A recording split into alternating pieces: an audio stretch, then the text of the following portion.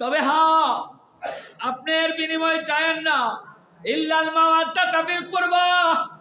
তবে হ্যাঁ, আমার আল্লাহ পাক স্রষ্টা, কুল কায়নাতের মালিক, সমস্ত সৃষ্টির স্রষ্টা আল্লাহ জাল্লা জালালুহু ওয়া আমানাহু। এই উম্মত মুহাম্মদী, এই মানুষেরা তোমরা শোনো, আমি তোমাদের কাছে বিনিময় চাই। সুবহানাল্লাহ বলুন। কে চাই? স্রষ্টা সৃষ্টির কাছে বিনিময় চাই। সুবহানাল্লাহ বলুন না। স্রষ্টা সৃষ্টির কাছে বিনিময় চাই, উজরত চাই। বিনিময় কি চাই জানার দরকার আছে না নাই? বলেন না, জানার দরকার আছে না নাই? কি উজরত চাই, কি বিনিময় চাই আমার আল্লাহ পাক রব্বুল ইজ্জত। আগে বলবো আপনাদের কাছে বলি, আল্লাহ যে বিনিময় চাচ্ছে আমাদের কাছে, আমরা দিতে রাজি আছি না নাই? একটু হাত তুলে দেখান, আমরা দিতে রাজি আছি না নাই? নারে তাকবীর, নারে রিসালাত, নারে গাউসি, পবিত্র শুহাদায়ে কারবালা, পবিত্র শুহাদায়ে কারবালা।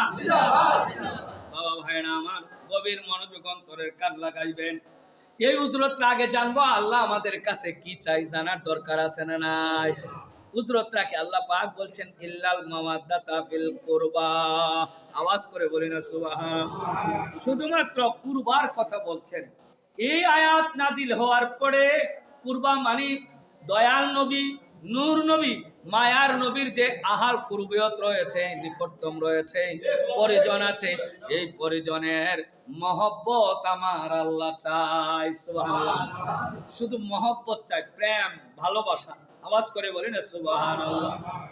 जिस दिल में इश्क महबूब खुदा हासिल नहीं, लाखों मुमिन हो मगर ईमान में कामिल नहीं हो।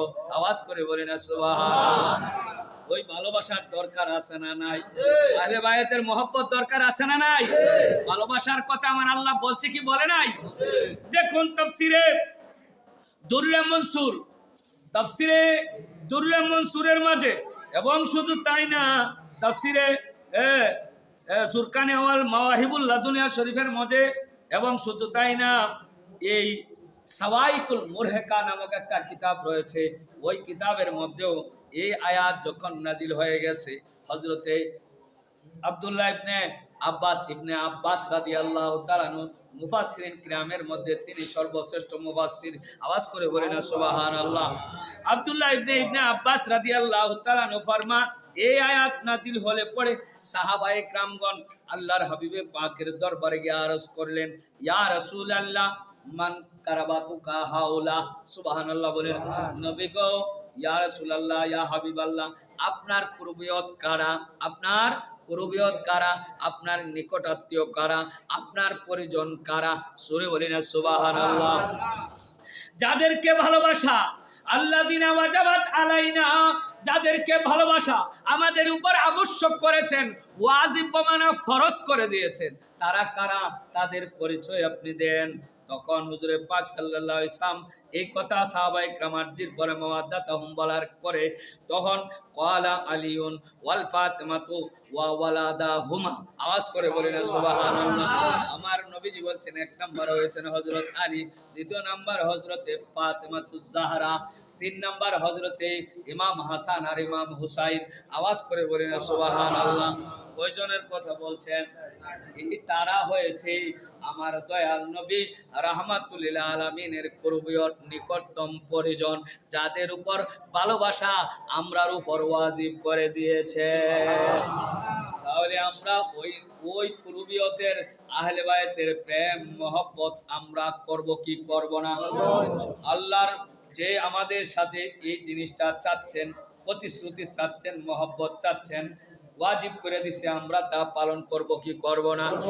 এখন মনে করেন আজকের এই আহলে বায়াতের যারা বিরুদ্ধচারণ করছে, যারা শত্রুতামি করছে, তারা কারা? তাদের চিহ্নিত দরকার আছে না নাই? আরে বলেন না, আছে না নাই? তাদের সাথে শত্রুতামি করে কি জান্নাত পেয়ে ফেলবো? আরে বলে জান্নাত পেয়ে ফেলবে? তাদের সাথে শত্রুতামি করলে কোনো বিনা নির্দ্বিধায় হিসাব সারা জাহান্নামে হবে। কথা বলেন ঠিক না? আর তাদের মহব্বত করলে বেহিসাব জান্নাতি। আওয়াজ করে বলেন সুবহানাল্লাহ। একটু করে আদায় করে সালাত